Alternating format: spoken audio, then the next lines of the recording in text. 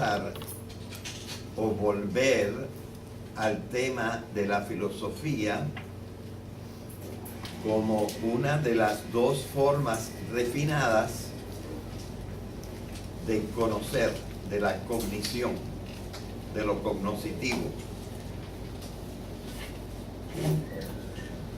Nosotros hemos dedicado un tiempo a la ciencia. En estas cosas que dijimos de la ciencia, yo incluí una parte que ordinariamente no es objeto de discusión en la universidad. La parte que no es discutida en la universidad, muy a menudo, casi nunca, es la crítica a la ciencia.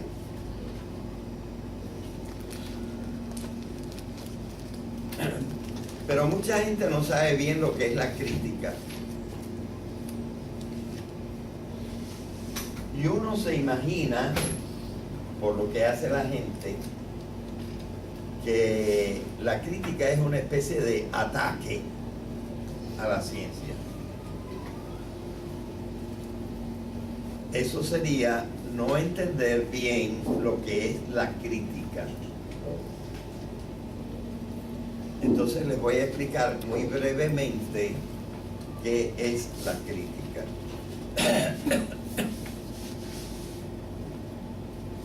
La palabra crítica viene del griego, de un verbo que no se parece demasiado a crítica, pero sí la parte primera. El verbo es krinein. En los diccionarios viene como crino. Y está también, por ejemplo, en endocrino, exocrino, crino.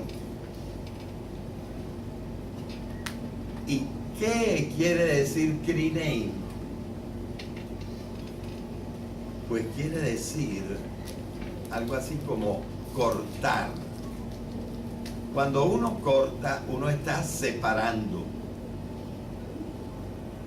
Y por ejemplo, cuando uno corta la carne, ya la carne viene cortada, el carnicero la corta, pero uno hace otros cortes y le quita lo que no quiere de la carne. Entonces, lo que hace es estar separando lo que le gusta de lo que no le gusta, lo que es comestible de lo que no es comestible. Y le quita el hueso. En la cocina o en el plato. Está separando. Y eso es la crítica. Separar lo que es bueno para uno o lo que es bueno en sí y lo que no le parece a uno tan bueno. Y eso fue lo que nosotros hicimos con la ciencia. Viendo algunas cositas que tienen que influir en la manera como nosotros tratamos la ciencia, porque la ciencia no es el remedio absoluto a todo. Y precisamente porque la ciencia no es el remedio absoluto a todo, es que todavía le damos valor a otra cosa que no es ciencia y se llama filosofía.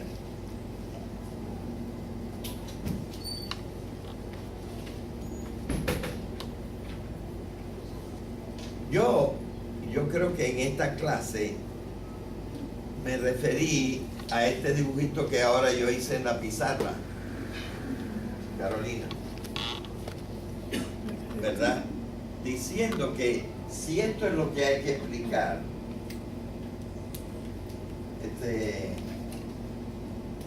esta elipse que tengo acá es lo que hay que explicar.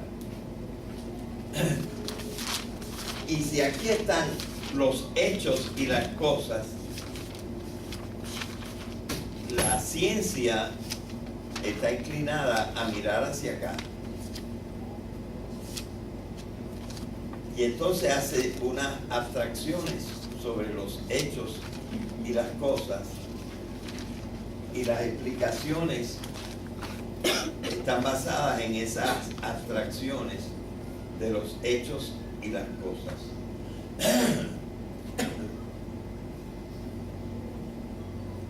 Por ejemplo, un biólogo está estudiando la vida y una parte de la vida es la reproducción, pero entonces se fija en el hecho de la reproducción y ve que la reproducción no es igual en todos los organismos vivos y que hay una reproducción sexual en que unos individuos tienen una función y otros individuos tienen otra función, y ordinariamente los llamamos macho y hembra. Pero hay otra forma de reproducción que es asexual, como por ejemplo la de los helechos. Me parece que lo que echan los helechos se llama una espora. No hay helechos machos y helechos hembra, sino hay helechos. Y ellos sacan unas esporas, y cuando las esporas explotan, de la espora nace otro helecho. Es decir, que entonces uno va distinguiendo y se van estudiando las formas de reproducción de la vida. Bueno, a base de una serie de abstracciones cercanas a los hechos y a lo que son las cosas, se van formando las ciencias. Pero la filosofía empieza un poquito al revés. Lo pudiéramos ver en el ejemplo de lo que nosotros hemos visto que dijo Parménides, un gran filósofo. De cierta manera, el primer gran filósofo bien filosófico. Este se llamó Parménides. Y vimos que él se preguntó, ¿qué hay? ¿Qué hay aquí?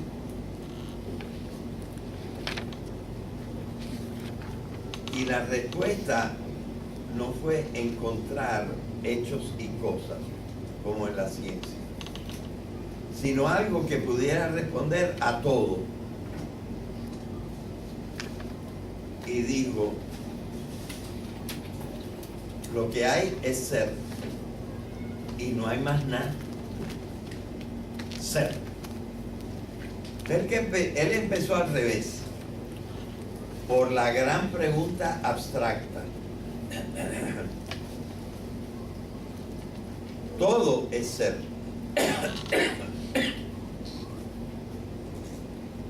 Y entonces él dijo una serie de cosas, abstracciones sobre lo que es el ser. Que si es inmutable, que si es uno, que si es esto, que si es lo otro, si es estable, si cambia.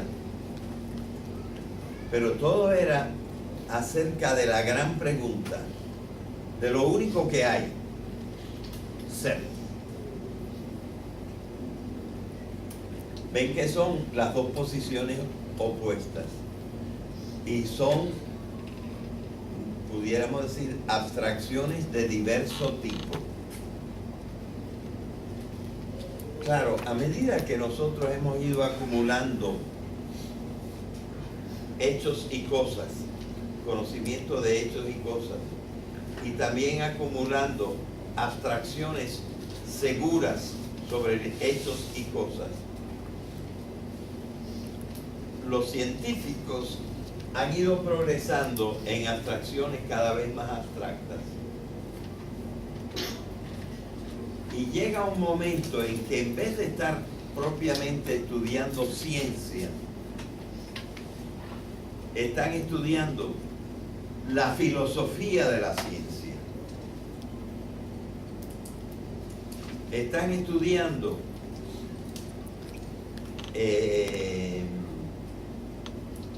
los principios en que se basa una ciencia particular. Por ejemplo, la biología, o la física, o la química, u otra ciencia. Entonces, a estas personas científicas que van explorando ya no directamente hechos y cosas, sino las reglas por las que se rigen los hechos y las cosas, nosotros los vamos como asimilando a los que están de este lado de acá y los llamamos PhDs,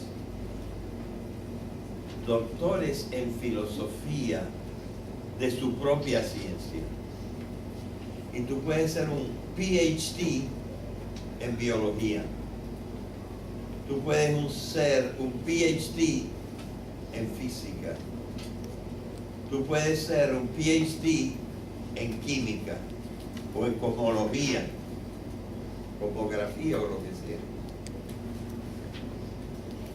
De manera que lo que tú vas progresando, pudiéramos decir así, de la ciencia que es más particular, que es de hechos y cosas, vas progresando hacia principios,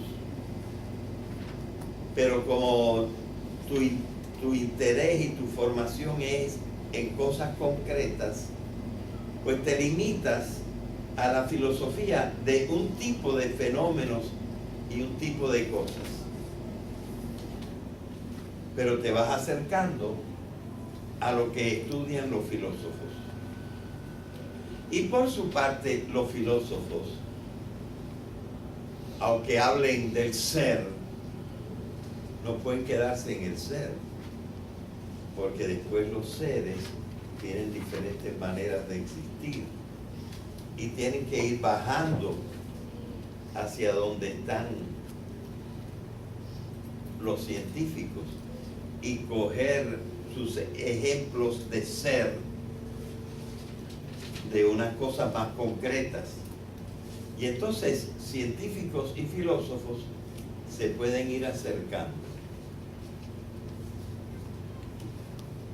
Así que el saber tiene una cierta unidad. No es que los científicos estén completamente por su parte y los filósofos estén completamente por su parte. Y hay una cosa buena que nosotros hemos explicado de los científicos, que ellos han centrado la ciencia. Vamos a considerar científico lo que la mayoría acepte. La mayoría no de cualquiera que ande por la calle. La mayoría de los que han estudiado profundamente. Es decir, que tienen experiencia. Y los que tienen experiencia ordinariamente porque también han hecho experimentos. Y entonces conocen porque los hechos suceden controlados en cierta manera por ellos, de manera que uno puede jugar con qué factores va a estudiar en cada momento. Ellos son expertos porque tienen experiencias y hacen experimentos. Así que ya el consenso de ellos vale más que el consenso de cualquiera así, al azar. Y ellos han basado la ciencia, vamos a llamar científico, lo que tiene un grado alto de consenso de los expertos. Y por eso la ciencia siempre es provisional, porque puede venir otro científico muy bueno y decir, no, pues esta partecita ya yo he probado con experimentos y cosas que no es así como se creía la mayoría. Y los consensos se pueden caer, ¿verdad? La ciencia por eso va cambiando. Pero la ciencia ha progresado mucho en los consensos. Entonces, ya de muchas cosas estamos bastante seguros. Una crítica que podemos enseguida ver en la filosofía es que no pasa lo mismo en la filosofía que en la ciencia.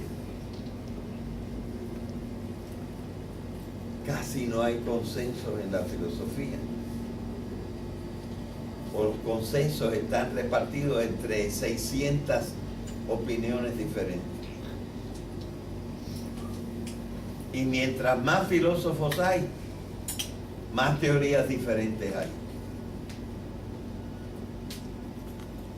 A esto yo lo he llamado, me parece, en otras clases, el escándalo de la filosofía. Es un escándalo que la filosofía, buscando lo mismo que la ciencia, que es la verdad de las cosas, mientras la ciencia ha encontrado sus verdades, la filosofía ha encontrado tantas verdades que muchas tienen que ser mentiras. Porque no todo puede ser verdad a la misma vez. Un principio filosófico muy principal es este: una cosa no puede ser y no ser a la misma vez y en el mismo sentido. O es o no es, pero no puede ser las dos. Y este es un gran principio de la filosofía. Pero no lo cumple. Porque unos dicen una cosa y otros dicen otra cosa. Y esto se multiplica y cada vez que hay un filósofo trae una respuesta nueva.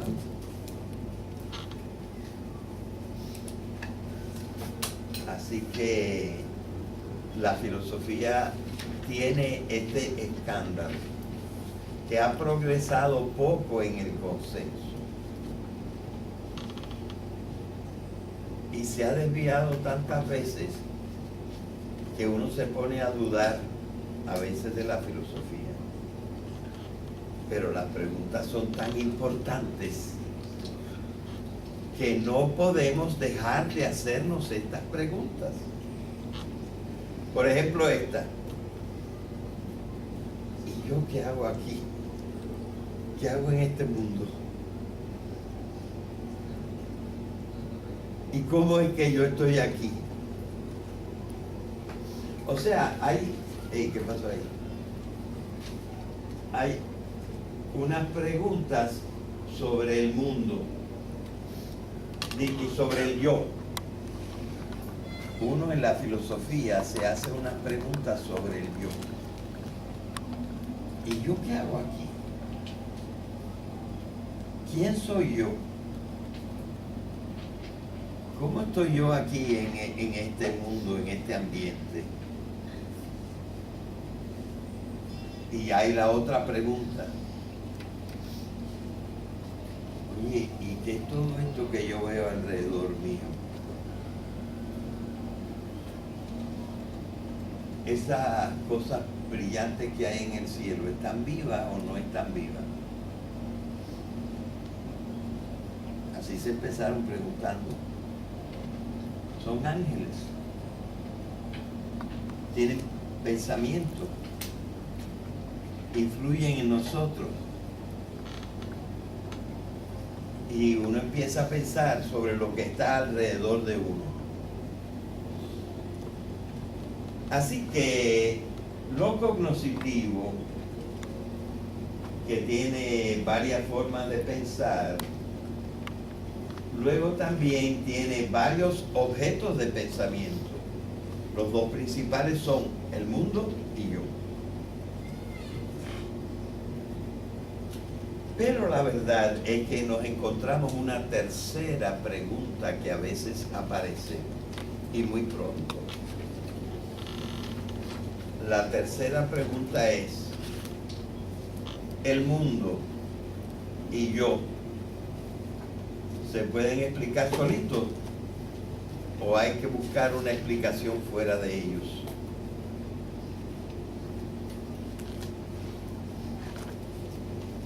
Y entonces ahí está una pregunta que nos lleva a un tercer objeto de conocimiento.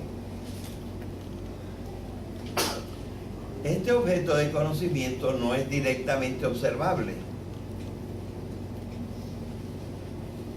Y entonces, pues tendremos que ver cómo llegamos a él.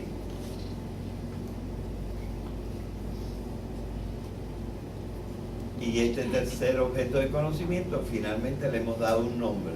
Estamos preguntando por Dios. Y muy a menudo esto se convierte en la pregunta: ¿cuál es la causa de todo? ¿Cuál es la causa del mundo? ¿Cuál es la causa mía? ¿Y qué relación tengo yo con Él? ¿Tengo que orientar mi vida porque Él existe? ¿O puedo orientarla como yo quiera porque Él no existe? Así que aparece otra pregunta. Pero el problema es que esa pregunta no es muy contestable. Porque ese objeto de conocimiento no lo conocemos directamente. No tenemos órganos de los sentidos que los perciban. Y entonces esto crea una cierta dificultad. Desde la ciencia no vamos a poder encontrarlo muy bien. Desde la filosofía medio que algunos creen que sí pueden.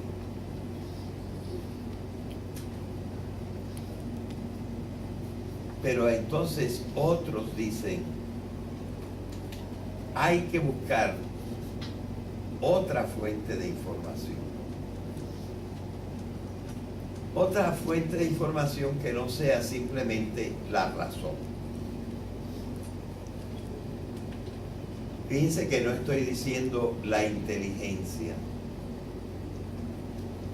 Porque la razón, que yo expliqué el año pasado cuando di Roma, porque estaba dando la naturaleza como introducción, la razón es más que la inteligencia. La razón es inteligencia, voluntad, conducta y emoción, sentimiento, afecto. Todo eso es la razón del hombre. Pues a la gente le ha parecido que para la tercera pregunta, la pregunta de lo que puede explicar el mundo y el yo, la pregunta sobre Dios, hay que buscar otra fuente. La mayor parte de la gente se ha acostumbrado a llamar a esa fuente la fe. Y no está mal, pero la fe no es la fuente. Hay una fuente de la fe. ¿Y cuál sería la fuente de la fe? Bueno, la fe tiene una fuente si hay una revelación. Es decir, si ese supuesto ser que está afuera del mundo y afuera de mí ha hablado y ha dicho algo. Así que las dos fuentes del conocimiento, la más segura y más humana, es la razón. Pero se arguye que existe una segunda fuente. Y la segunda fuente sería la revelación. Así que hay razón Y alguna gente admite otra fuente, que es que vino alguna comunicación de allá. Y esa comunicación de allá la llaman revelación.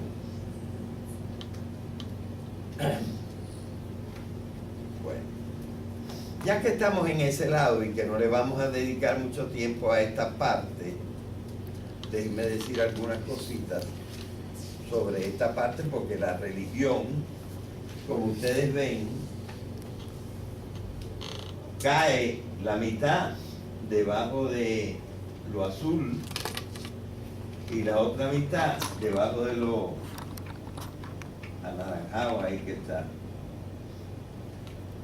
Porque la religión tiene dos aspectos. Tiene el aspecto del conocimiento, y es lo que estamos hablando ahora con la revelación, y tiene el aspecto de la acción, que pudiéramos llamar el culto. Es decir, uno hace ciertas cosas por Dios. Igual que Dios se comunica con nosotros, nosotros tratamos de hacer algo por Él. Y le ofrecemos sacrificios, u oraciones o cosas así. Culto. Y esa es una parte de la acción. Ahora no estamos estudiando eso. Ahora estamos estudiando lo cognoscitivo. Y lo cognoscitivo sería la revelación. La gente no entiende la revelación. Y es difícil. Pero la revelación, la mayor parte de la gente cree que está contenida en libros que se han escrito. Y que esos libros de alguna manera vienen de Dios. Y ahí está para nosotros, por ejemplo, en nuestra cultura grandemente la Biblia. Pero en otras religiones también hay libros. Y hay libros y libros. Hay algunos libros que se consideran sagrados.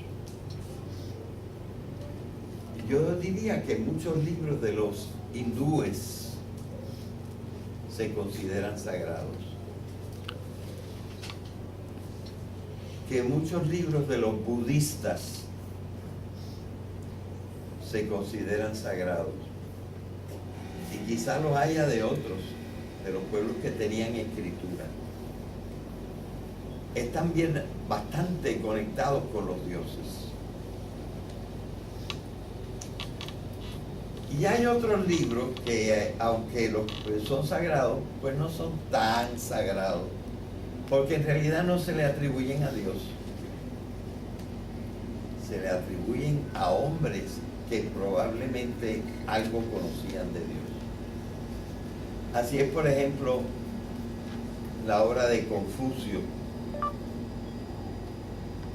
de que hemos estado hablando en ocasiones anteriores. Las obras de Lao Tse, para los chinos en realidad, no tienen tanto revelación, solo quizás por la influencia de la divinidad sobre ellos, pero los libros se dice que son de ellos, mientras que la Biblia, pasando por alto que la escribieron gente, siempre se la atribuimos a Dios, más directamente. Bueno, así que hay la revelación. Pero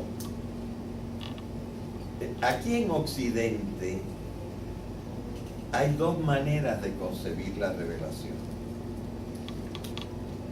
Una, es decir, la revelación está nada más en la Biblia o en el Corán. Y la segunda manera es decir, la revelación está en los libros. Pero Dios puede haber hablado a los hombres y luego los hombres haber escrito o haber dicho cosas hasta por teléfono o por radio.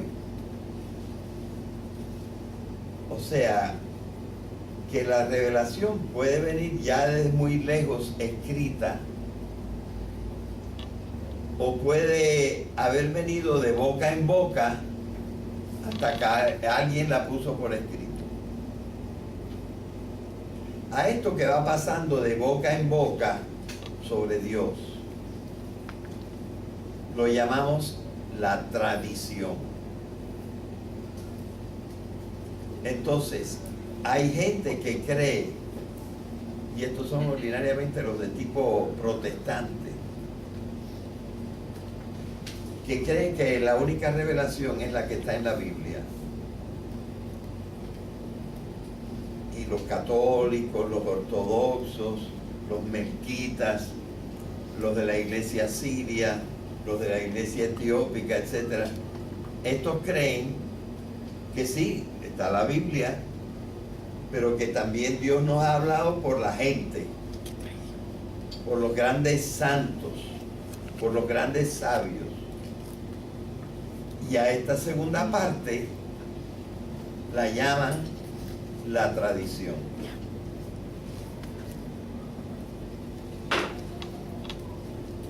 Pero entonces la fe es creer en las cosas que nos dice la tradición, sea la tradición del libro sagrado, sea la tradición de los santos, de la gente que ha investigado o tenido más experiencia de Dios, como los místicos. Y uno entonces puede hacerle caso, creerle a lo que dijeron los místicos de Dios, aunque no esté en la Biblia. Así que hay esas dos posiciones sobre la revelación, sea exclusivamente bíblica, sea también a través de la tradición. Pero entonces sobre eso se basa la fe. Ahora, hay una cosa que tengo que todavía explicarles, y qué cosa es la teología. La teología no es exactamente la religión.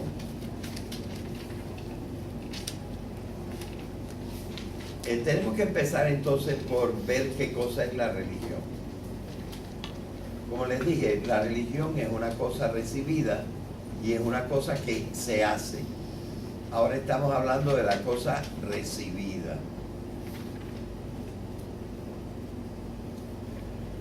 Porque es la parte de la cognición. La cosa que se hace es la parte de la conducta. Pues en la religión, entre lo que recibimos, la mayor parte de lo que recibimos, lo recibimos en forma de narraciones. Cosas que sucedieron o que supuestamente sucedieron. Las narraciones pueden ser incluso hasta cuentos. Que si Dios hizo el mundo en 7 días o en 6 días y luego descansó, que si hubo un diluvio, que si el pueblo de Dios era preso y Dios lo hizo escaparse atravesando el mar a secas,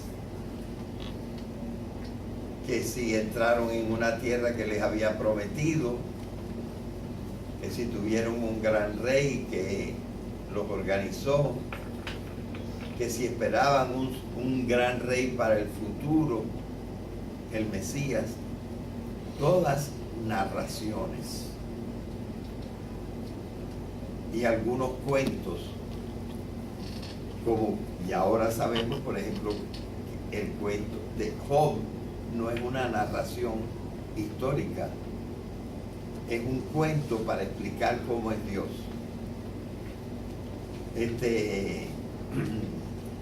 Jonás no existió de veras, es un cuento sobre un profeta para explicar cómo es la misericordia.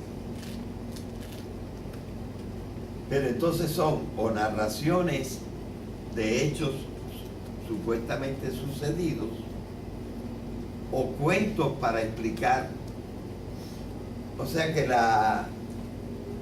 lo natural en la religión es recibir narraciones. Pero la ciencia no hace cuentos y la filosofía no hace cuentos. Explica ideas. Entonces, de las narraciones, nosotros tenemos que sacar esquemitas de cómo es el mundo.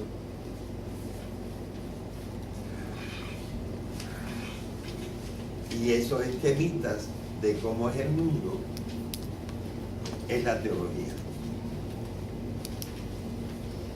Es decir, utilizar la razón para organizar las narraciones como lecciones. ¿Entendieron eso? Le quitas la forma de narración y le das la forma de lección. Y por ejemplo, tú ves que la Biblia habla del Padre, y luego habla del Hijo, y luego habla del Espíritu Santo, y te tienes que preguntar, ¿son tres dioses o es un Dios? Y de ahí la teología te organiza la idea de la Trinidad, que ahora es un esquema intelectual sobre Dios y sobre Cristo, que se dice que es Dios y que es hombre. Se supone que Dios tiene una voluntad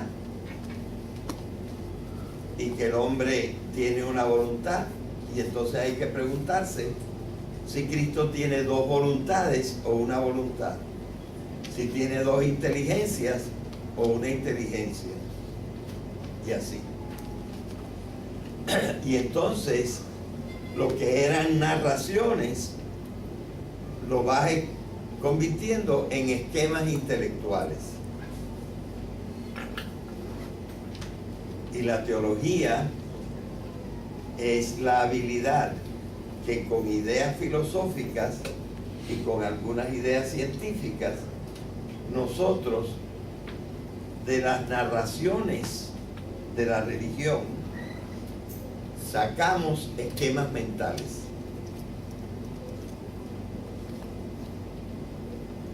Y claro, si las narraciones pueden estar equivocadas, imagínense ustedes los esquemas mentales.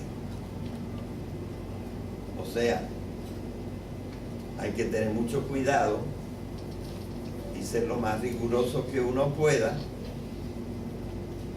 al interpretar las narraciones y al formar los esquemas.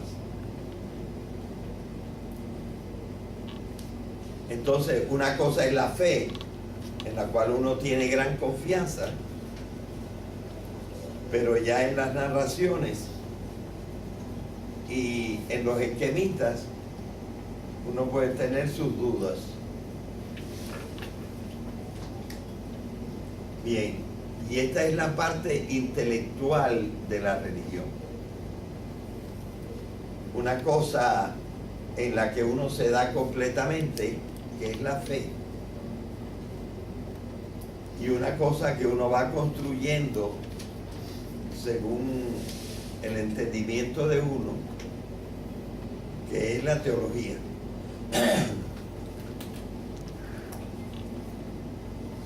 Bien. Así que estas serían los tres objetos que van variando en las diferentes culturas. Lo que se dice del yo, lo que se dice del mundo y hasta un poco lo que se dice de Dios. Todo lo cognoscitivo se puede más o menos resumir en eso. Y las culturas van hablando de estos tres aspectos.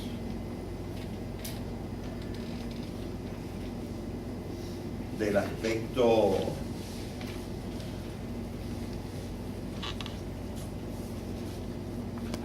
aspecto de cada uno, de la persona en el hombre. El yo es el hombre. El único que puede decir yo es el hombre. Y uno se va preguntando qué dice el hombre sobre sí mismo. Y la mayor parte de la gente esto lo hace a base de la razón. Y otros meten la razón y la revelación. Y es legítimo hacer la pregunta solo por la razón. Y los que creen, pues es legítimo que también lo que creen que Dios ha dicho les parezca importante para ver cómo ellos arreglan su idea del mundo y su idea de ellos mismos y la misma idea de Dios. Así que vemos lo que pasa con lo cognoscitivo de nuestra naturaleza en la cultura, que sobre todo por medio de la ciencia y de la filosofía, pero también por la teología, nosotros nos vamos formando un esquema sobre estas tres partes posibles de la realidad: el mundo, el yo de cada uno y del hombre en general, y un posible origen de los dos en un ser a quien le damos ordinariamente el nombre de Dios, o a veces un nombre particular como Yahvé, Jehová o Alá u otro nombre, Vishnu, Shiva, y otras maneras de hablar de la divinidad, ¿verdad? Así que este es el conocimiento, y el conocimiento pues se ha ido cristalizando en las diferentes culturas, y tenemos ideas diferentes según toda nuestra historia, la historia y nuestra geografía, dónde estamos, cómo son la gente que está con nosotros, y todo esto va influyendo en lo que nosotros pensamos del mundo. Ordinariamente, sobre todo en el mundo moderno, pues tanto la escuela como sobre todo la universidad trata de concentrarse en esta visión mayormente a través de la razón,